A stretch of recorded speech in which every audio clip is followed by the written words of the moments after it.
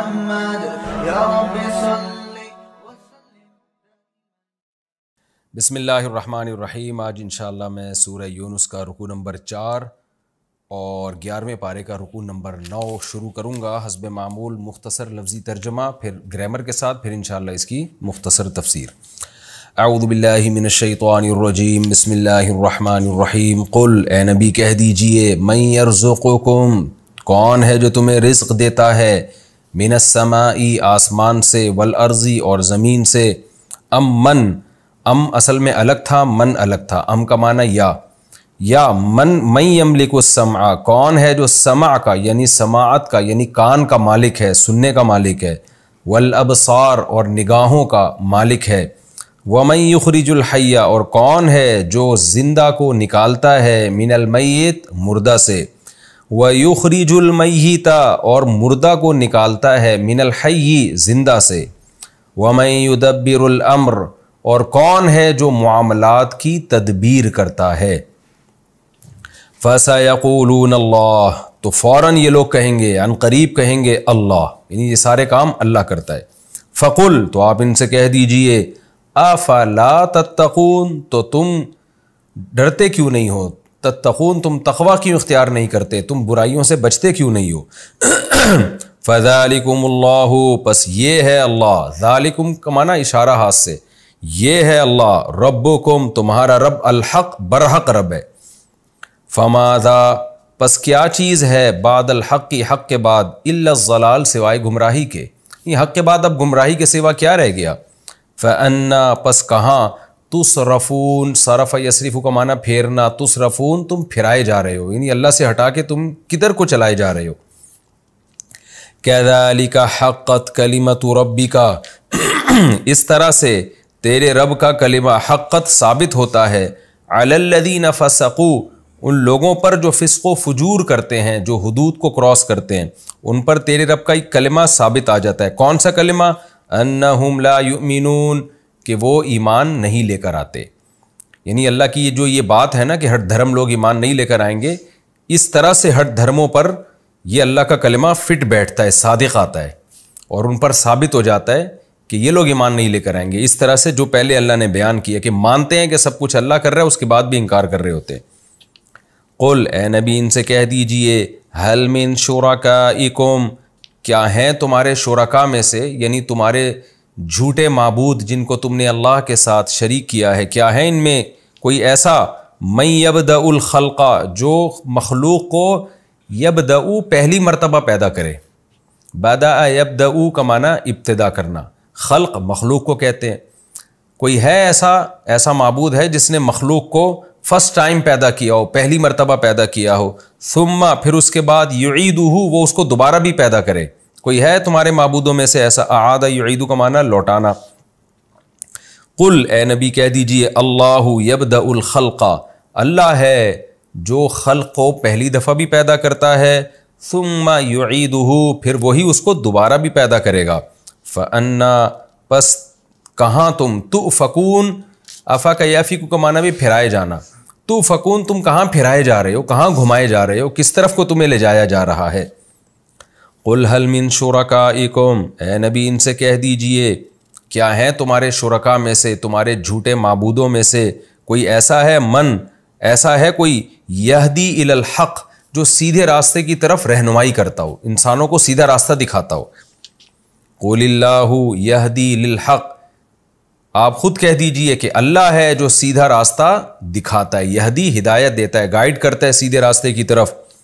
آفامن، تو کیا، فا کا معنی تو، آ کا معنی کیا، من کا معنی جو، تو پورا ترجمہ کیا ہوگا، آفامن، تو کیا جو، یہدی الی الحق، حق کی طرف رہنمائی کرتا ہو، احق، زیادہ حقدار ہے، ان یتبع، کہ اس کی اتباع کی جائے، اتبع یتبع، اتباع کرنا، یتبع پیسو وائس میں چلا جاتا ہے کہ اس کی اتباع کی جائے، من، یا وہ شخص، لا یہدی، یہدی اصل میں تھا یہتدی، ہدایا یہدیو کا معنی ہدایت دینا، اہتدایا یہتدیو کا معنی ہدایت پانا، حاصل کرنا، ہدایت یافتہ ہو جانا، تو یہ تھا اہتدایا یہتدیو، تو اس سے بنا یہتدی، تو یہتدی کو یہدی بھی پڑھا جاتا ہے، تا کو جو ہے نا دال بنا دیتے ہیں، یہتدی سے بنا دیتے ہیں یہدی،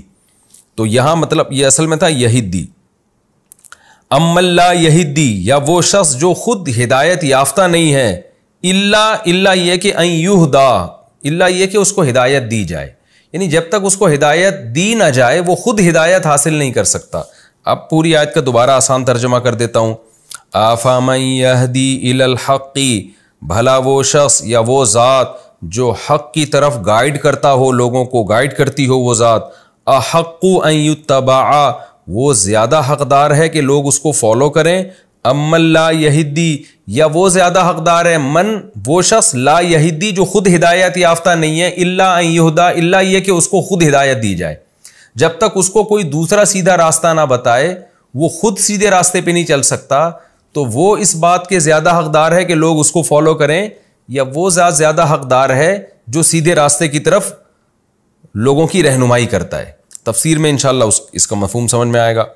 فما لکم، ما کا معنی ایو شیئن، کون سی چیز، لکم تمہارے لیے، یعنی تمہیں کیا ہو گیا۔ میں نے بتایا تھا نا اس کا عام آسان ترجمہ ما لکم کا کیا ہوتا ہے، ما لکا تجھے کیا ہو گیا، ما لکم تمہیں کیا ہو گیا، فما لکم تو ما لکم تمہیں کیا ہو گیا، کیف تحکمون تم کیسے فیصلے کر رہے ہو، وما یتبع اکثرهم، اور نہیں ان میں سے اکثر لوگ فالو کرتے، اتباع کرتے، الا ظن، مگر صرف گمان کو، ان الظن، بے شک گمان جو ہے، لا یغنی، ذرا بھی فائدہ نہیں پہنچاتا، من الحق، حق میں سے، شیئن، ذرا بھی، گمان حق کا ذرا بھی فائدہ نہیں پہنچاتا، یعنی حق تک انسان کو نہیں لے کے جاتا۔ ان اللہ، بے شک اللہ تعالیٰ، علیم، جاننے والے ہیں، بما یفعلون، ان کاموں کو جو یہ لوگ کرتے ہیں۔ وما کان ھذا القرآن، اور نہیں ہے یہ قرآن، ھذا القرآن، یہ قرآن جو تم پڑھ رہے ہو، یہ ایسا ہے ہی نہیں، کیسا نہیں ہے، ان یفترا، کہ اسے گھڑ لیا جائے، من دون اللہ، اللہ کے علاوہ سے، یعنی اللہ کے علاوہ کوئی اس کو گھڑ لے، ایسا ممکن ہی نہیں ہے۔ ولیکن، لیکن، تصدیق الذی، یہ تصدیق کرنے والی ہے یہ کتاب، الذی، اس کتاب کی، بین یدیہ، جو اس کے سامنے ہے، یعنی قرآن کے سامنے کون سی کتابیں جو قرآن سے پہلے گزر چکی ہیں، تورات اور انجیل، لیکن یہ تو تصدیق کرنے والی کتاب ہے ان کتابوں کی جو اس سے پہلے گزر چکی ہیں، وتفصیل الکتاب، اور کتاب کی تفصیل ہے یہ، کتاب سے مراد کتاب لکھی ہوئی چیز کو کہتے ہیں نا، تو یہاں مراد ہے مکتوب۔ عام طور پر قوانین جو بھی احکام ہوتے ہیں وہ ریٹن فارم میں ہوتے ہیں، ہمیشہ سے دنیا میں دستور رہا ہے، ملکوں کے قوانین، انسانیت کی زندگی گزارنے کے قوانین لکھے ہوئے ہوتے ہیں، تو ہر لکھی ہوئی چیز کو کتاب کہا جاتا ہے، یعنی مکتوب اور کتاب کا ایک ہی مطلب ہے عربی میں۔ تو یہاں مراد ہے تفصیل الکتاب، یہاں کتاب سے مراد ہے وہ احکام جو ریٹن فارم میں ہیں، جو قرآن میں اللہ نے بیان کیے، تو وہ اس لیے اس کا ترجمہ کرتے ہیں وہ تفصیل الکتاب، ضروری احکام کی تفصیل ہے اس میں، تو کتاب سے مراد ہے احکام جو لکھے ہوئے ہوتے ہیں۔ لا ریب فیہ، اس کتاب میں یعنی اس قرآن میں کوئی شک نہیں ہے، من رب العالمین، تمام جہانوں کے پروردگار کی طرف سے ہے۔ ام یقولون، کیا یہ لوگ کہتے ہیں، افتراہ، افطرا یا یفتریو افتراءن، گھڑنا، کہ ان لوگوں نے یعنی افطرا، کہ انہوں نے یعنی اس نے یعنی محمد صلی اللہ علیہ وسلم نے افتراہ، اس قرآن کو گھڑ لیا ہے۔ قل، اے نبی کہہ دیجئے، فأتوا بسورۃ، تو لے آؤ ایک سورت، مثلہ، اس قرآن جیسی، وادعوا، اور بلاؤ، من، ہر اس شخص کو، استطعتم، جس کی تم میں استطاعت ہے، یعنی جس کو بلانے کی تم میں طاقت ہے، ان میں سے ہر شخص کو بلا لو، من دون اللہ، اللہ کے علاوہ، یعنی یہ تو اللہ کا کلام ہے نا، تو تم اللہ کے علاوہ ساری دنیا کے سارے انسانوں کو بلا لو تو، اور اس جیسی ایک صورت لے آؤ، ان کنتم صادقین، اگر تم اپنے دعوے میں سچے ہو، اگر تم اس دعوے میں کہ یہ اللہ کا کلام نہیں ہے، یہ محمد صلی اللہ علیہ وسلم نے گھڑ لیا ہے، اگر تم اس دعوے میں سچے ہو تو تم ساری دنیا کے انسانوں کو جمع کر کے تم پورا قرآن دور کی بات ایک صورت بنا کے دکھا دو۔ بل کذبوا، بلکہ اصل بات یہ ہے، کذبوا، کہ انہوں نے انکار کیا ہے، بل کا معنی ہوتا ہے بلکہ، بلکہ کا لفظ کب آتا ہے؟ جب اس کو عربی میں کہتے ہیں اضراب کے لیے، یعنی ہم عربی کی ایک ٹرم ہے نا اضراب، اس کا اردو میں ہم یوں مطلب کریں گے کہ ہم ایک بات کر رہے ہوتے ہیں، اس سے ایک سامنے والے کے ذہن میں ایک مفہوم بیٹھ رہا ہوتا ہے، ہم اس مفہوم کی نفی کرتے ہیں اور کہتے ہیں نہیں بلکہ ایسا نہیں ہے۔ اردو میں بھی ہوتا ہے نا، انگلش میں بٹ۔ تو جیسے میں آپ سے یہ کہہ رہا ہوں کہ بھائی آپ لوگ کل، کوئی بھی کسی کو دعوت دے رہا ہے کہ کل آپ لوگ جو ہے نا عشاء کے بعد میرے گھر آ جائیں، تو فوراً ایک وہم ہوگا کہ یار عشاء کے بعد کا وقت جو ہے وہ تو کھانے کا بھی ہوتا ہے، تو شاید میزبان کھانا بھی کھلائے گا۔ تو یہ وہم پیدا ہو رہا تھا دعوت سے، تو فوراً میزبان کہتا ہے کہ لیکن کھانا آپ نے نہیں کھانا، کھانا جو ہے وہ اس کا انتظام ہمارے ہاں نہیں ہے۔ تو یہ بل کا مطلب کیا ہوتا ہے کہ پیچھے کوئی کلام میں ایک بات مفہوم ہو رہی ہوتی ہے، اس پہ رد کرنا مقصد ہوتا ہے۔ تو اب دیکھیں قرآن کہہ رہے قل فاتوا بسورۃ مثلہ، تم یہ کہتے ہو کہ یہ نبی نے قرآن گڑھ لیا ہے تو تم بھی ایسا قرآن لے آؤ۔ تو اس سے یہ وہم ہو رہا ہے کہ شاید ان کو واقعی شبہ ہے اس قرآن کے من جانب اللہ ہونے میں، ان کا خیال یہ ہے کہ واقعی نبی نے گڑھا ہے۔ تو اللہ کہتے ہیں اصل بات یہ نہیں ہے، اصل بات یہ جو ہم بتا رہے ہیں۔ تو بل کا مطلب کیا ہوتا ہے؟ یہ بتانے کے لیے کہ پچھلی آیتوں سے جو بات تمہاری سمجھ میں آ رہی ہے اصل بات وہ نہیں ہے، اصل وہ ہے جو ہم بتا رہے ہیں۔ وہ بات کیا ہم بتا رہے ہیں؟ بل کذبوا بما لم یحیطوا بعلمہ، اصل بات یہ ہے کہ کذبوا، انہوں نے انکار کیا ہے، بما، اس چیز کا، لم یحیطوا بعلمہ، ان کے علم نے اس چیز کا احاطہ ہی نہیں کیا ہے۔ احاطہ یحیط احاطتاً کا معنی احاطہ کرنا، لم یحیطوا، انہوں نے احاطہ ہی نہیں کیا، بعلمہ، اس چیز کے علم کا۔ کیا مطلب؟ ایک چیز کے بارے میں جاننے کی کوشش ہی نہیں کی ہے اور پہلے ہی انکار کر دیا۔ اس کی مثال ہے، ہم جیسے کسی کو کہتے ہیں نا یار تم ایک آدمی کی بات سنو، پھر سن کے فیصلہ کرو کہ وہ صحیح کہہ رہا ہے کہ غلط کہہ رہا ہے۔ تمہیں اس کی بات کا علم ہی نہیں ہے، تم نے سنی نہیں ہے وہ بات، تو تم کیسے کہہ رہے ہو کہ وہ غلط کہہ رہا ہے؟ تو یہ مطلب ہے اس آیت کا کہ یہ جو محمد صلی اللہ علیہ وسلم کے بارے میں کہتے ہیں کہ افتراہ، انہوں نے قرآن گڑھ لیا ہے، تو اس سے یہ تمہیں وہم پیدا ہو رہا ہے کہ شاید انہوں نے ریسرچ کر کے یہ بات کہی ہے اور ان کی یہ رائے بن گئی ہے کہ یہ گڑھا ہوا کلام ہے۔ تو اصل بات یہ ہے کہ انہوں نے اس بارے میں سرے سے کوئی تحقیق یا غور و فکر کیا ہی نہیں ہے۔ بل کذبوا، بلکہ اصل بات یہ ہے کذبوا بما لم یحیطوا بعلمہ، انہوں نے انکار کیا ایک ایسی چیز کا جس کے علم کے ساتھ انہوں نے احاطہ کیا ہی نہیں، انہوں نے اس کو جانا ہی نہیں ہے، اس کی حقیقت کو پہچاننے کی کوشش ہی نہیں کی ہے۔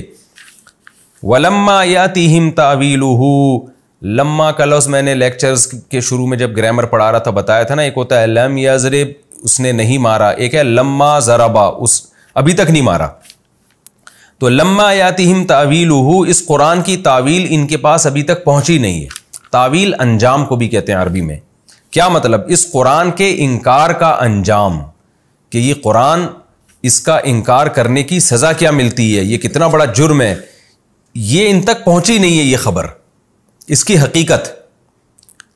لما یاتہم تاویلہ، ان کے پاس اس قرآن کی تعویل یعنی قرآن کے انکار کا انجام پہنچا ہی نہیں ہے۔ کیا مطلب؟ یہ انجام اپنی آنکھوں سے دیکھ لیتے نا تو کبھی انکار نہ کرتے۔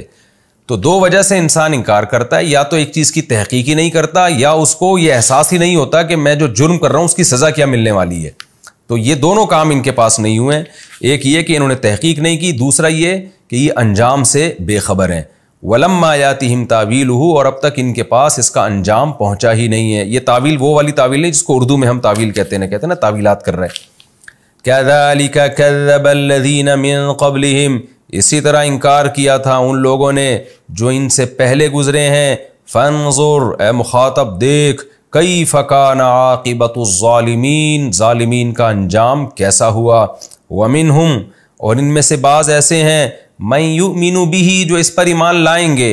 وَمِنْهُمْ، اور ان میں سے بعض ایسے بھی ہیں، مَن لَا يُؤْمِنُ بِهِ، جو اس پر ایمان نہیں لے کر آئیں گے۔ وَرَبُّكَ أَعْلَمُ بِالْمُفْسِدِينَ، اور اے محمد صلی اللہ علیہ وسلم، یہ اے مخاطب جو قرآن پڑھ رہا ہے، وہ ربُّکَ، تیرا رب، اعلم، زیادہ جانتا ہے، بالمفسدین، فساد کرنے والوں کو۔ یہ لفظی ترجمہ ہو گیا، بہت آسان ہے، ہم اس کی تفسیر کی طرف چلتے ہیں۔ آپ کو پتہ ہے سورہ یونس جو ہے یہ مکی صورتوں میں سے ہے، ابتدائی اسلام میں نازل ہونے والی صورتوں میں سے ہے. تو بار بار یہ بات میں نے عرض کی ہے کہ مکہ کی صورتوں میں احکام کم ہیں. آپ نے سورہ بقرہ میں بہت سارے احکام پڑھے، سورہ نساء میں بہت سارے احکام پڑھے، لیکن ان صورتوں میں جو مکہ میں ہے نا، ان میں آخرت کی باتیں، عقیدہ توحید، آخرت سے ڈراوا، نبی صلی اللہ علیہ وسلم کی نبوت کے دلائل، یہ ٹاپک بہت زیادہ ہے. تو یہاں بھی ایسا ہی ہے، ان کو بت پرستی سے نکالنے کی کوشش کی جا رہی ہے اہل مکہ کو، کیونکہ جب تک آپ ایک خدا کو حاکم حقیقی معنوں میں نہیں مانتے، آپ اس کے حکم کو کیسے فالو کرو گے؟ تو ان کو اس دلدل میں، جس بت پرستی کی دلدل میں وہ پھنسے ہوئے ہیں، اس دلدل سے قرآن نکال رہا ہے، مختلف طریقوں سے ان کو سمجھا رہا ہے. اچھا، مشرکین یہ مانا کرتے تھے کہ اصل جو کائنات کو پیدا کرنے والا اور ہمیں روزی دینے والا وہ خدا ہی ہے، لیکن خدا نے ان بتوں کو بھی اختیارات دے رکھے ہیں، یہ بھی اللہ کے نیک بندے ہیں جن کی ہم نے مورتیاں بنائی ہوئی ہیں. اصل تو وہ مانتے تھے کہ سب کچھ اللہ کا بنایا ہوا، یہ پتھر کے بنے ہوئے بت، یہ تو ان کو ہم نے اپنے ہاتھوں سے بنایا، یہ دنیا میں کیا بنا سکتے ہیں. تو قرآن نے نا اسی بات کو، جس کو وہ مانتے تھے، ان کی زبان سے بار بار ریپیٹ کروایا ہے. جیسے ہم کہہ رہے ہوتے ہیں نا کہ جب آپ کا کسی سے مناظرہ ہو رہا ہوتا ہے یا آپ کی کسی سے بحث ہو رہی ہوتی ہے، تو کچھ باتیں ایسی ہوتی ہیں جو آپ کا مد مقابل بھی مانتا ہے، لیکن ماننے کے بعد پھر وہ اس میں گڑبڑ کرنا شروع کر دیتا ہے. تو سامنے والے کو قائل کرنے کے لیے کیا ہوتا ہے کہ آپ وہی بات اس کی زبان سے بار بار اگلواتے ہیں. جب اگلواتے ہیں تو اس کے دل میں ایک خود بخود ایک فکر پیدا ہوتی ہے کہ یار جب میں اتنی بڑی حقیقت مانتا ہوں تو اس کا تقاضا یہ ہے کہ میں وہ بات بھی مانوں جو سامنے والا کہہ رہا ہے. تو قرآن یہاں بھی یہ کہہ رہا ہے کہ مشرکین سے بار بار کہلوا رہا ہے کہ بتاؤ بارشیں کون برساتا ہے، آسمان اور زمین سے روزی کون دیتا ہے. تو اللہ نے اپنے نبی کو حکم دیا یہ بات بار بار مشرکین سے کہیں گے نا، وہ بار بار کہیں گے اللہ کرتا ہے، اللہ کرتا ہے، اللہ کرتا ہے. تو جب بار بار ان کی زبان سے یہ لفظ نکلے گا اللہ کرتا ہے، تو پھر نبی کو حکم دیا بتاؤ کہ پھر پوچھتے ان کو کیوں ہیں ان پتھروں کو. تو یہ بھی ایک حق کو دل میں اتارنے کا ایک بہترین طریقہ ہے کہ آپ سامنے والے سے بار بار وہ بات اگلوائیں جو ہمارے اور اس کے درمیان متفق ہے، جس میں ہم دونوں کا اتفاق ہے. اس کی مثال ایسے ہے جیسے قرآن نے اہل کتاب کو کہا کہ تعالوا الی کلمۃ سواء بیننا وبینکم، اے اہل کتاب آؤ ایسی بات کی طرف جو ہمارے تمہارے درمیان مشترک ہے. تمہاری کتابوں میں وہی بات لکھی ہے جو ہماری کتابوں میں لکھی ہے، تو ان اتفاقی چیزوں پہ آؤ ذرا مضبوطی سے. وہ کیا ہے؟ اللہ نعبد الا اللہ، تمہاری کتابیں کہتی ہیں کہ اللہ کے سوا کسی کی عبادت نہیں ہوگی، ہم اللہ کے ساتھ کسی کو شریک نہیں کریں گے. تو جب اہل کتاب یہ بات سنیں گے نا تو ان کو ایک موٹیویشن ملے گی کہ یار جب بار بار اللہ ہی کی عبادت کرنی ہے تو پھر عیسیٰ سے مدد مانگنے کا کیا مطلب ہوا؟ پھر یہ ہم نے کیا ڈرامہ رچایا ہوا ہے کہ وہ اللہ کی باڈی سے نکلے اور معاذ اللہ پھر وہ اللہ بھی ہیں اور اللہ کے علاوہ بھی ہیں. تو یہ خود بخود ان کو اس کی برائی ان کے دل میں بیٹھے گی. تو قرآن صرف دلائل کی کتاب نہیں ہے، موٹیویشن کی بھی کتاب ہے. تو اس لیے اللہ تعالیٰ نے جگہ جگہ یہ طرز اختیار کیا کہ مشرکین کی زبان سے اللہ کی بڑائی نکلوائی جائے. جب وہ اللہ کی بڑائی بیان کریں گے تو خود بخود ان بتوں کی برائی ان کے دل میں آئے گی. تو قرآن کہتا ہے قل، اے نبی ان سے کہہ دیجئے، من یرزقکم من السماء والارض، کون ہے جو آسمان سے تمہیں روزی دیتا ہے، بارشیں برسا کے، والارض اور زمین سے روزی دیتا ہے. امن یملک السمع، کون ہے جو سماعت کا مالک ہے، جب چاہے تمہاری کانوں کے سننے کی طاقت ختم کر دے. والابصار، اور کون ہے جو تمہارے دیکھنے کی طاقت کا مالک ہے، اس کو یہ کنٹرول ہے کہ جب چاہے تمہیں تمہاری دیکھنے کی قوت کو ختم کر دے. ومن یخرج الحی، کون ہے جو صاحب کمالات ہے، جو زندہ کو مردہ سے نکالتا ہے. جیسے انڈا ایک مردہ چیز ہے، تھوڑے دنوں میں کیسے اس میں ہارٹ بیٹ پیدا ہوتی ہے، روح پڑ جاتی ہے اور چوزہ نکل آتا ہے. وَيُخْرِجُ الْمَيِّتَ مِنَ الْحَيِّ، اور مردہ چیزوں کو زندہ چیزوں سے نکالتا ہے. آپ کو پتہ ہے میڈیکل سائنس کے لیے دنیا کا سب سے بڑا مسئلہ حیات کو ڈیفائن کرنا ہے کہ زندگی کی ڈیفینیشن کیا، یہ حیات کیا چیز ہے. تو اللہ نے موت اور حیات کو پیدا کر دیا، کتنا بڑا کمال ہے خدا کا. وَمَن يُدَبِّرُ الْأَمْرَ، اور کون ہے جو معاملات کی تدبیریں کر رہا ہے. کیونکہ اس کائنات میں آپ کو ایک مینجمنٹ نظر آئے گی، تو مینجمنٹ مینیجر کے بغیر نہیں ہوتی. مینجمنٹ کو ہم عربی میں تدبیر کہتے ہیں، اردو میں انتظام کہتے ہیں کہ انتظام ہے. تبھی کہتے ہیں نا علاقے کا ناظم ہے، منتظم ہے. کیا مطلب؟ جو نظم و ضبط اور پورا ایک اس نے جو ہے وہ ایک سسٹم بنایا ہوا ہے. تو اسی کو عربی میں تدبیر کہا جاتا ہے. وَمَن يُدَبِّرُ الْأَمْرَ، اور کون ہے جو معاملات کی تدبیر کر رہا ہے، پوری کائنات میں ایک مینجمنٹ اس نے باقی رکھی ہوئی ہے. تو جب اے نبی آپ ان سے سوال پوچھیں گے فَسَيَقُولُونَ اللَّهُ، فوراً یہ کہہ دیں گے، عنقریب کہہ دیں گے اللہ. اگرچہ ان کو یہ کہتے ہوئے تکلیف ہو رہی ہوتی ہے کہ ہم اللہ کی کبریائی بیان کریں، کیونکہ ان کو پتہ ہے کہ ہم جب اللہ کی بڑائی بیان کریں گے تو ان جو بت ہیں نا ہمارے، جو جھوٹے معبود ہیں، ان کی برائی آٹومیٹیکلی بیان ہو جائے گی کہ یہ تو کچھ بھی نہیں کر سکتے. لیکن اس کے باوجود قرآن کہتا ہے فوراً یہ پکار اٹھیں گے کہ بھائی وہ تو اللہ ہے، یعنی اس میں تو کوئی دو رائے ہو ہی نہیں سکتی. کیونکہ مشرکین میں اتنی عقل تھی، وہ یہ مانتے تھے کہ جن بتوں کو ہم نے اپنے ہاتھوں سے بنایا ہے، انہوں نے کہاں آسمان سے یہ کمبخت بارش برساتے ہیں، کہاں یہ پورے کائنات کو چلا رہے ہیں. یہ ان کے دل کی آواز تھی جو سوال پوچھنے پر فوراً ان کی زبان پہ آ جاتا تھا یہ جملہ. فقل، تو اے نبی فوراً آپ نے کیا کہنا ہے، افلا تتقون، تو پھر تم ڈرتے نہیں ہو خدا سے، بچتے نہیں ہو اس کی نافرمانی سے. تو جس نے یہ سارے کام کیے ہیں تو اصل تو وہ ہے جس کو پوجا جائے، جس کی عبادت کی جائے. فذالکم اللہ، کیا بلاغت ہے قرآن کی. پس ذالکم اللہ، یہ ہے اللہ.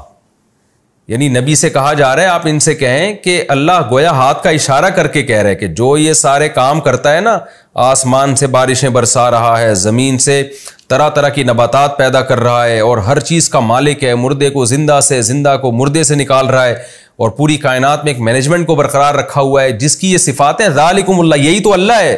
یعنی محمد صلی اللہ علیہ وسلم جس اللہ کی طرف تمہیں بلا رہے ہیں وہ کوئی اچھمبے کی چیز نہیں ہے، وہ کوئی ایسی مخلوق، ایسی ذات نہیں ہے جو کھوپڑی میں آئی نہیں کہ وہ ہے کیا. یہی تو ہے جو سارے کام کر رہا ہے، بس اسی کی طرف تو تمہیں دعوت دی جا رہی ہے. فَذَلِكُمُ اللَّهُ رَبُّكُمْ، یہی اللہ ہے، تمہارا رب ہے، تمہارا پروردگار ہے. رب کا معنی پالنے والا ہے، الحق برحق ہے. اس کے علاوہ جتنے بھی تم نے خدا بنائے ہوئے سارے باطل ہیں. کیسی بلاغت ہے. میں جب سورہ یونس پڑھا کرتا تھا نا جب طالب علمی کے دور میں، مجھے یہ آیت میں بڑا ایک لطف آتا تھا، ایک بڑا ایک وجد آتا تھا کہ کیسے اللہ نے اپنی صفات بیان کر کے کیسے اللہ نے کہا فذالکم اللہ، یہی تو اللہ ہے. اس کی مثال ایسے جیسے ہم کسی کو سمجھا رہے ہوں، کسی کی کا انٹروڈکشن کروا رہے ہوں کہ بھائی وہ تمہیں بلا رہا ہے اور تمہیں بڑی خدمت کرنا چاہتا ہے، تمہاری دعوت کرنا چاہتا ہے. آپ کہیں یار پتہ نہیں کس کی بات کر رہے ہو، پتہ نہیں کس کی بات کر رہے ہو. ایک دم وہ بندہ سامنے آ جائے، آپ کہیں یہی تو ہے جس کی میں بات کر رہا ہوں، یہ کوئی، اس کو تو تم پہلے سے جانتے ہو، اسی کی تو بات کر رہا ہوں میں جس کو تم پہلے سے جانتے ہو، تم ڈر کیوں رہے ہو اس سے. یہی قرآن کا انداز ہے. کیونکہ آپ آج بھی ایتھیسٹ سے جب بات کرتے ہیں نا خدا کی، وہ بھی گھننا بن جاتا ہے.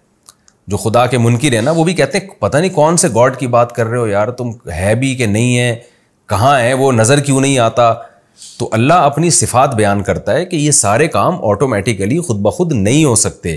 تو جو یہ کام کر رہا ہے فذالکم اللہ، یہی ہے اللہ، بالکل تمہارے سامنے ہے، کوئی ایسی چیز نہیں ہے جو تمہاری عقل سے بالا تر ہو.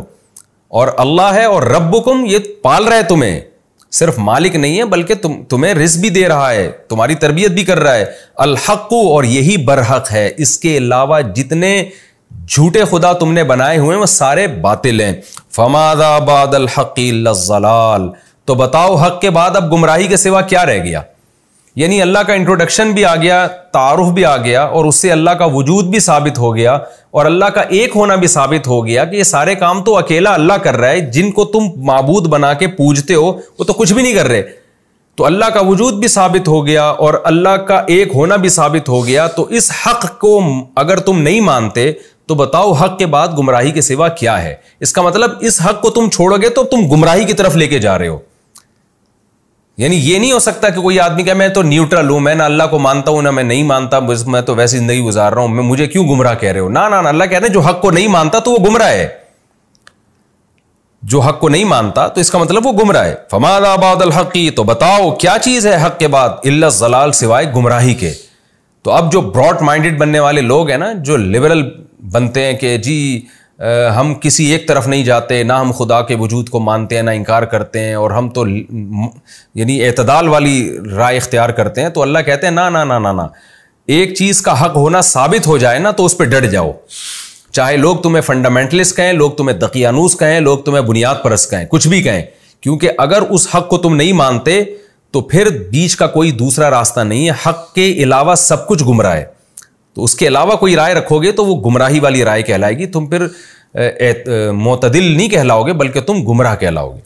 فماذا بعد الحق الا الضلال, تو بتاؤ حق کے بعد کیا رہ گیا ہے سوائے گمراہی کے. فانا تصرفون, تو تم کہاں پھرائے جا رہے ہو, تم اس حق کو چھوڑ کے کون ہے جو تمہیں کہیں اور لے کے جا رہا ہے. دیکھیں یہ بھی پیسو وائس کا جملہ استعمال کیا, یہ نہیں کہا کہ فانا تصرفون تم کہاں پھر رہے ہو, بلکہ تم کہاں پھرائے جا رہے ہو. کیا مطلب, کون سی طاقت ہے جو تمہیں حق سے ہٹا کر کہیں اور لے کے جا رہی ہے. اس میں بھی بلاغت ہے. بلاغت یہ ہے کہ انسان کا ضمیر, اس کی عقل تو کہتی ہے کہ حق یہی ہے, لیکن کوئی غیر مرئی طاقتیں ہیں جو انسان کو ہٹا رہی ہوتی ہیں وہاں سے. وہ شیطان بھی ہو سکتا ہے, وہ آپ کا کلچر بھی ہو سکتا ہے, وہ آپ کے ملکی قوانین بھی ہو سکتے ہیں, وہ آپ کا انوائرمنٹ, اور بہت ساری اور چیزیں ہیں جو انسان کو, اس آپ کی خواہشات بھی ہو سکتی ہیں. وہ ساری چیزیں آپ کو ہٹا رہی ہوتی ہیں, کھینچ رہی ہوتی ہیں دوسری طرف. تو اللہ کہتے ہیں کہ آپ کو کہاں پھرایا جا رہا ہے, کہاں گھمایا جا رہا ہے, یعنی کوئی اور گھما رہا ہے آپ کو. سوچو کوئی اور گمراہ کر رہا ہے. گویا آپ تو گمراہ نہیں ہونا چاہتے, لیکن ایسا لگتا ہے کوئی طاقت ہے جو آپ کو سیدھے راستے سے ہٹا رہی ہے. اس کے بارے میں غور کرو. كذلك حقت کلمۃ ربک علی الذین فسقوا, اسی طرح جو فاسق لوگ ہیں, حدود کو کراس کرتے ہیں. حدود کا کیا مطلب, عقل کی بھی ایک حد ہے, ضمیر کی بھی ایک حد ہے, لیکن وہ تمام حدود کو کراس کر کے گمراہی کی طرف جو لوگ جاتے ہیں تو ان لوگوں پر اسی طرح رب کا کلمہ ثابت ہو جاتا ہے. وہ کلمہ کیا ہے کہ لا یؤمنون, یہ لوگ ایمان نہیں لے کر آئیں گے.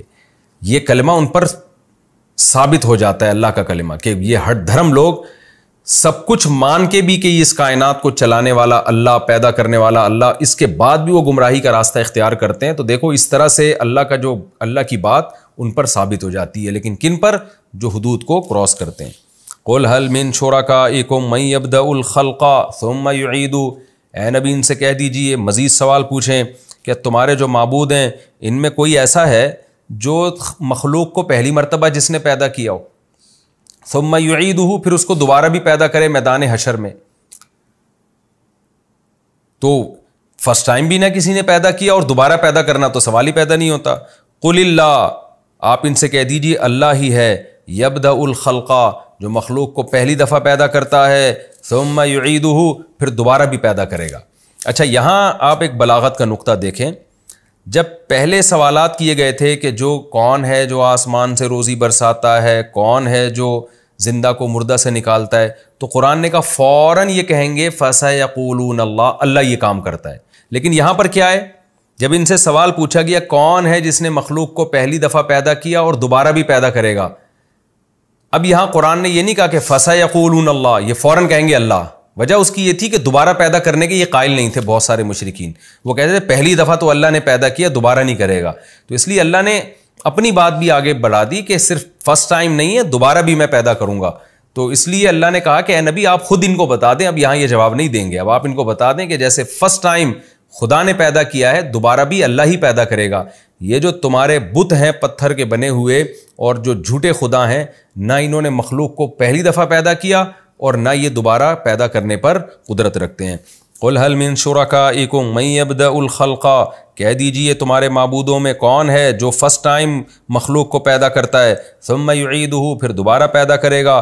قل اللہ یبدأ الخلق, پھر آپ خود بتا دیں, یہ تو چپ چاپ بیٹھے رہیں گے, آپ ان کو بتا دیں اللہ ہے یبدأ الخلق, جو مخلوق کو پہلی دفعہ پیدا کرتا ہے, ثم یعیدہ, پھر اس کو دوبارہ بھی لوٹائے گا, دوبارہ بھی پیدا کرے گا. فأنا تؤفکون, تو تم کہاں پھرائے جا رہے ہو.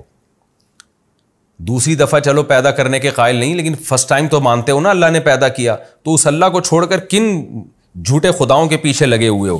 قل هل من شرکائکم من یہدی الی الحق, یہ بھی بڑی دلچسپ آیت ہے. آپ بتا دیجئے تمہارے معبودوں میں کون ہے ایسا ہے من یہدی الی الحق, جو حق کی طرف رہنمائی کرتا ہے. جتنے جھوٹے خدا دنیا میں ہیں, کوئی گائیڈنس ہے, وہ ہمیں بتا سکتے ہیں کہ صحیح کیا ہے غلط کیا ہے. اور جو اللہ ہے وہ تو ہمیں حق بتا رہا ہے, وہ بتا رہا ہے زنا بری چیز ہے, نکاح بری چیز نہیں ہے, سود بری چیز ہے, تجارت بری چیز نہیں ہے, شراب بری چیز ہے, اور حلال اور پاکیزہ اموال بری چیز نہیں ہے. وہ تو ہمیں جگہ جگہ گائیڈ کر رہا ہے. رشتہ داری توڑنا بری چیز ہے, جوڑنا اچھی چیز ہے. وہ ہمیں نماز بھی بتا رہا ہے کہ ایسے رب کی عبادت کرنی ہے, حج ایسے کرنا ہے, قربانی ایسے کرنی ہے. گائیڈنس آپ کو اسلام میں جگہ جگہ گائیڈنس ملے گی اور بہترین ہدایت ملے گی. تو قرآن کہہ رہا ہے کہ ان سے کہیں کہ ایک تو خدا ہے جو تورات میں، انجیل میں، قرآن میں گائیڈ کر رہا ہے، جس نے ابراہیم علیہ السلام کے ذریعے گائیڈ کیا لوگوں کو، بتایا صحیح کیا ہے غلط کیا ہے. اور ایک تمہارے جھوٹے معبود ہیں جو کمبخت ہزاروں سال سے چپ بیٹھے ہوئے ہیں، پھوٹتے نہیں ہیں منہ سے کچھ بھی. اور اگر کوئی ان میں زندہ معبود ہو وہ گائیڈ بھی غلط کر رہا ہوتا ہے. تو اب بتاؤ کس سے محبت کی جائے گی، کس کی عبادت کی جائے گی؟ قل هل من شرکائکم، آپ ان سے کہہ دیجئے کیا ہیں تمہارے معبودوں میں سے من، کوئی ایسا معبود ہے، یہدی الی الحق، جو سیدھے راستے کی رہنمائی کرتا ہو. یہ یہاں بھی چپ بیٹھیں گے کیونکہ یہاں بھی یہ فوراً اگر یہ کہہ دیتے نا، یہاں چونکہ ان کو توہین محسوس ہو رہی ہے، اگر کہہ دیں گے نہیں ہمارے معبود تو سیدھے راستہ دکھا ہی نہیں سکتے، تو ابے بھائی جب تمہارے معبود تمہیں گائیڈ ہی نہیں کر سکتے تو وہ تمہارے رہنما کیسے بن گئے، تمہارے لیڈر کیسے بن گئے وہ، اور ان کو تم فالو کیسے کرو گے؟ فالو لیڈر کو کیا جاتا ہے نا، تو لیڈر ہونے کی صلاحیت ہوگی تو فالو کیا جائے گا. تو اس لیے اللہ کو فالو کرو، کیونکہ فالو اس کو کیا جاتا ہے جو سیدھا راستہ دکھا رہا ہو. جو بیچارہ خود گائیڈنس کا محتاج ہو وہ لیڈر کیسے بن سکتا ہے، اس کو فالو کیسے کیا جائے گا؟ قل اللہ یہدی للحق، آپ ان کو کہہ دیجئے اللہ ہے جو سیدھے راستے کی طرف رہنمائی کرتا ہے. اب قرآن یہ مقدمہ قائم کر کے، یہ دلیل قائم کر کے ایک اور بات پر استدلال کر رہا ہے کہ جو سیدھے راستے کی رہنمائی کرتا ہے بھلا وہ اس بات کا زیادہ حقدار ہے کہ اس کی اتباع کی جائے، یا جو بیچارہ خود جس کے پاس سیدھا راستہ نہ ہو جب تک کہ اس کو کوئی راستہ نہ بتائے. تو جو لیڈر ہی گائیڈنس کا محتاج ہے تو عوام اس کو کیسے فالو کرے گی؟ تو فالو اس کو کیا جاتا ہے جس کو سیدھے راستے کا پتہ ہو اور بتا رہا ہو. تو یہ صفت اللہ کے علاوہ کسی میں نہیں پائی جاتی. اور آج کے حالات میں تو آپ دیکھ لیں نا، جن قوموں کو ہم فالو کر رہے ہیں وہ خود ہدایت کی محتاج ہیں. کیسے کیسے قوانین وہ اپنے ملکوں میں پاس کر رہے ہیں، شراب کو انہوں نے لیگل کیا ہوا ہے، زنا کو لیگل کیا ہوا ہے، یہ تو خود ہدایت کی محتاج ہیں اور آج ہم نے ان کو لیڈر بنایا ہوا ہے. تو یہ آیت ان لوگوں کے لیے بھی ہے جو اسلام کو چھوڑ کر، خدا کو چھوڑ کر کسی اور قوم کو اپنا لیڈر سمجھتے ہیں اور اس کو فالو کرتے ہیں اور اس کی اتباع میں عزت محسوس کرتے ہیں. قرآن کہتا ہے افمن یہدی الی الحق، بھلا وہ ذات جو حق کی طرف رہنمائی کرے، احق، وہ زیادہ حقدار ہے، ان یتبع، کہ اس کی اتباع کی جائے، امن، یا وہ زیادہ حقدار ہے لا یہدی، جو خود سیدھے راستے پر نہ ہو، الا ان یہدا، الا یہ کہ اس کو ہدایت دی جائے. یعنی جب تک کہ اس کو ہدایت دی نہ جائے، وہ خود سیدھا راستہ متعین نہ کر سکتا ہو، تو اس کو کہاں سے فالو کیا جائے گا؟ فالو اس کو کیا جائے گا جو تمہیں سیدھا راستہ بتاتا ہے، اور وہ اللہ کے سوا کوئی بھی نہیں ہے. فما لکم، تو تمہیں کیا ہو گیا، کیف تحکمون، تم کیسے فیصلے کر رہے ہو کہ خدا کو چھوڑ کر، یعنی خدا کے علاوہ کسی کو بھی آپ لیڈر بنائیں گے نا تو یہ آیت سب پہ صادق آ رہی ہے. تو اس لیے قرآن کا یہ دعویٰ ہے کہ فالو صرف اللہ کو کیا جائے گا. خوب سمجھ لیں، محمد صلی اللہ علیہ وسلم کو جو فالو کیا جاتا ہے نا، آپ کی ذات کی وجہ سے نہیں، بلکہ اس لیے کہ آپ اللہ کا قانون لوگوں کو بتا رہے ہیں. ورنہ نبی صلی اللہ علیہ وسلم کی شخصیت بھی مقصود نہیں ہے. یہ بھی قرآن میں جگہ جگہ مضمون پہلے آ چکا ہے، کیونکہ آپ نے بار بار یہ بات کہی ہے قرآن میں کہ اے نبی آپ ان کو بتا دیجئے کہ میں بھی اس قانون کا پابند ہوں جو مجھ پر لازم ہو رہا ہے، مجھ پر نازل ہو رہا ہے. اگر میں اس کو فالو نہیں کروں گا تو مجھے بھی اللہ کے عذاب کا ڈر ہے.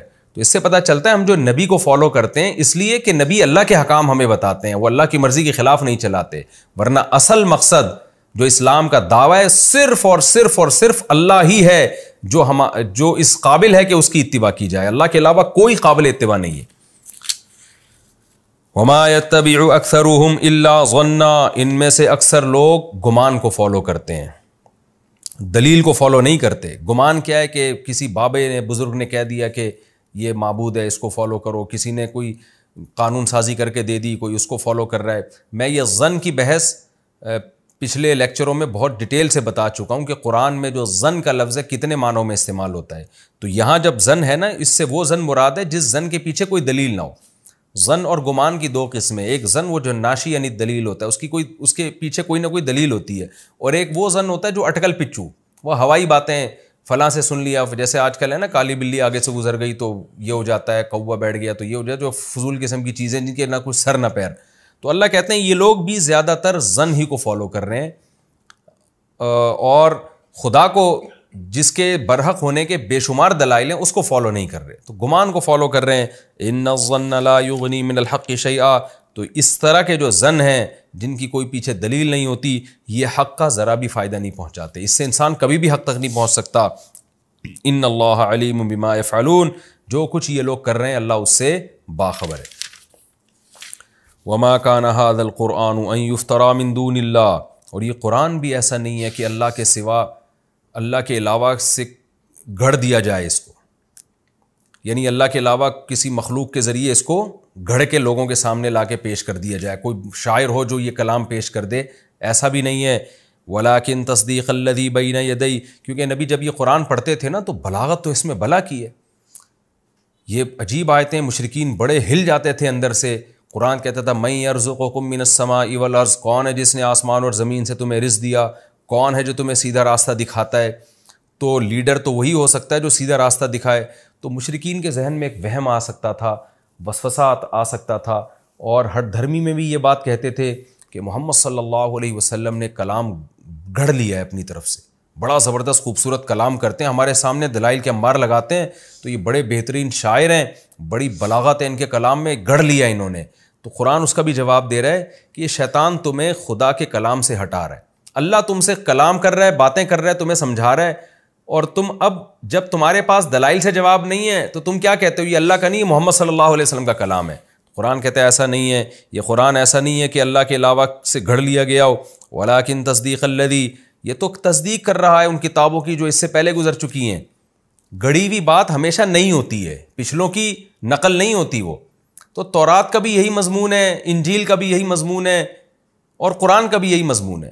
اگر محمد صلی اللہ علیہ وسلم نے گڑھنا ہوتا نا تو اس کی آیتیں میچ کیوں کر رہی ہوتی تورات اور انجیل سے. ایک بڑے اسکالر گزرے ہیں ہندوستان میں, خطبات بہاولپور کے نام, ڈاکٹر حمید اللہ, ان کی بڑی ریسرچ ہے آسمانی کتابوں پہ بھی, انتقال ہو گیا, اللہ ان کی مغفرت فرمائے. خطبات بہاولپور کے نام سے ان کے بڑے زبردست لیکچرز ہیں, میں نے بچپن میں پڑھے تھے وہ. ان کی دنیا میں ٹریولنگ بہت ہے, انہوں نے تورات انجیل پر بھی بڑی ریسرچ کی ہے. انہوں نے یہ بات اپنے مقالے میں لکھی ہے کہ آج دنیا بھی اس پر حیران ہے کہ قرآن, تورات اور انجیل, ان میں ان کا جو انداز بیان ہے نا وہ سیم ہے. حالانکہ تورات کہاں نازل ہو رہی ہے, ارض شام میں, اور عیسائیوں اور یہودیوں کا محمد صلی اللہ علیہ وسلم سے کوئی لنک تھا ہی نہیں. عربوں سے, جو مکہ کے عرب ہیں نا, مدینہ میں تو پھر بھی تھے, مکہ میں سے تو ان کا اہل کتاب کا کوئی تعلق ہی نہیں تھا. لیکن مکہ کا ایک یتیم بالکل اسی انداز سے کلام پیش کر رہا ہے جو موسیٰ کلیم اللہ کر چکے ہیں اور جو عیسیٰ روح اللہ کر چکے ہیں. تو یہ خود قرآن کے لیے قرآن کے برحق ہونے کی ایک بہت بڑی دلیل ہے. تو قرآن کہتا ہے ولیکن تصدیق الذی, یہ تو ان مضامین کی تصدیق کرتی ہے جو اس سے پہلے گزر چکی ہیں, سیم مضامین ہے. تو جیسے وہ اللہ کی کتاب تھی, یہ بھی اللہ کی کتاب ہے. وتفصیل الکتاب, اور اس میں ضروری احکام ہم نے تفصیل سے بیان کر دیے ہیں.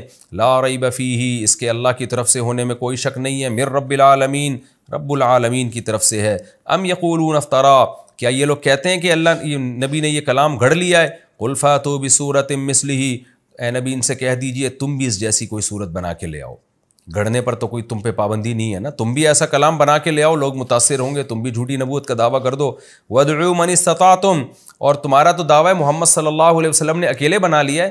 ہم تمہیں چیلنج کر رہے ہیں کہ تم سارے شعراء کو اکٹھا کر لو, سارے خطیبوں کو جمع کر لو, اللہ کے علاوہ جو تمہیں ملتی ہے مخلوق لے آؤ. ان کنتم صادقین, اگر تم اپنے دعوے میں سچے ہو. آگے قرآن کہتا ہے بل کذبوا, اصل بات یہ ہے کہ قرآن کے بارے میں یہ نہیں کہ ان کو دلائل سے لگاؤ کہ یہ جھوٹا کلام ہے, نا نا نا نا, اصل بات یہ ایسی چیز کا انکار کر رہے ہیں لم یحیطوا بعلمہ, کہ ان کے علم نے اس کا احاطہ ہی نہیں کیا ہے, انہوں نے اس کے بارے میں تحقیق ہی نہیں کی ہے, غور و فکر ہی نہیں کیا ہے, گمان سے بس انکار کر رہے ہیں. اور دوسری وجہ یہ لما یاتہم تاویلہ, انہوں نے اس انکار کا انجام بھی نہیں دیکھا, وہ آیا ہی نہیں, ان کو سزا ملی نہیں اب تک. اس لیے جب لاؤبالی پن میں انکار کرتے چلے جا رہے ہیں تو اللہ اب ان کو دھمکی دے رہا ہے کہ اے مشرکین عرب, اے مشرکین مکہ, تم قرآن کا انکار مت کرو. کیوں؟ کذالک کذب الذین من قبلہم, ان سے پہلے لوگوں نے بھی انکار کیا تھا. فانظر کیف کان عاقبۃ الظالمین, دیکھو ظالمین کا انجام پھر کیسا ہوا. تو تمہارا بھی پھر وہی انجام ہو سکتا ہے. تو دلائل سے تو اللہ بات کر رہے ہیں, اللہ تعالیٰ دھمکیاں بھی دے رہے ہیں ساتھ ساتھ کہ یہ ہلکی بات نہیں ہے کہ جس کا دل چاہے ایمان لے آئے, جس کا دل چاہے رد کر دے, نا نا نا. تمہیں غور و فکر کر کے ایمان لانا پڑے گا۔ پھر نبی کو تسلی دی جا رہی ہے، کیونکہ نبی صلی اللہ علیہ وسلم بہت پریشان ہوتے تھے، سب ایمان کیوں نہیں لے کر آتے، اتنی واضح آیات ہیں۔ اللہ نے فرمایا وَمِنْهُم مَن يُؤْمِنُ بِهِ، کچھ ان میں سے ایسے ہیں جو ایمان لائیں گے اور لاتے ہیں، وَمِنْهُم مَن لَّا يُؤْمِنُ بِهِ، اور کچھ ایسے ہیں جو نہیں لے کر آئیں گے۔ تو آپ نے اپنا کام جاری رکھنا ہے، یہ لالچ نہیں رکھنی کہ سارے مسلمان ہو جائیں، یہ ممکن نہیں ہے۔ وَرَبُّكَ أَعْلَمُ بِالْمُفْسِدِينَ، جو مفسد لوگ ہیں جو ایمان نہیں لے کر آئیں گے اللہ ان کو خوب جانتا ہے، خود ہی نمٹ لے گا ان سے۔ یہ ہمارا جناب رکوع نمبر 4 اور 9 تفسیر کے لحاظ سے کمپلیٹ ہوا۔ میں انشاءاللہ اس کا مختصر خلاصہ پیش کر دیتا ہوں۔ پہلی آیت میں ہمیں اللہ نے بتایا کہ اللہ کی صفات ہیں، آسمان سے رزق برساتا ہے۔ دیکھیں قرآن کا جو دلائل کا انداز ہے وہ منطقیانہ نہیں ہے، وہ نیچرل ہے۔ تو نیچرل یہی ہے کہ قرآن اس کائنات میں ہونے والے تغیرات کو بیان کرتا ہے کہ یہ خود بخود کیسے ممکن ہے، یہ آٹومیٹیکلی نہیں ہو سکتے، یہ سب کچھ اللہ کر رہا ہے۔ تو مشرکین کی زبان سے نکلوایا جا رہا ہے اللہ کا تعارف، اور پھر نفی کی جا رہی ہے کہ جب اللہ کر رہا ہے تو پھر ان معبودوں کو تم کیوں پوجتے ہو۔ تو پہلا مضمون تو اس کا توحید ہوا کہ سب کچھ کرنے والی ذات اللہ کی ہے، لہذا پکارا بھی اسی کو جائے گا اور عبادت بھی اسی کی جائے گی۔ دوسری بات ہمیں کیا پتہ چلی کہ پہلی مرتبہ اللہ نے پیدا کیا۔ مشرکین جو شرک کرتے تھے ان کی میں بھی اتنی کھوپڑی تھی کہ خود بخود کائنات پیدا نہیں ہو سکتی، تو وہ یہ مانتے تھے کہ فرسٹ ٹائم اللہ نے پیدا کیا۔ اختلاف اس میں کرتے تھے کہ دوبارہ پیدا ہوگا کہ نہیں، یہ ہوگی کہ نہیں ہوگی۔ تو آج کا جو ملحد ہے وہ بالکل ہی بے عقل ہے، وہ کہتے ہیں یہ کائنات خود خالق ہے، یعنی کائنات نے اپنے آپ کو خود پیدا کر لیا۔ یہ تو پاگلوں والی بات ہے بالکل۔ اچھا یہ بھی خوب سمجھ لیں، جو ملحد کہتے ہیں نا کوئی خدا نہیں ہے، یہ بھی جھوٹ بولتے ہیں۔ جو یہ کہتے ہیں نا خدا نہیں ہے، وہ اس کائنات ہی کو کریٹر مان رہا ہے، یعنی اس مادی چیز جو کچھ ہونے میں کسی طاقت کی محتاج ہے، اس محتاج ہی کو کریٹر قرار دے دیا، تو کتنی بڑی بے عقلی کی بات ہے۔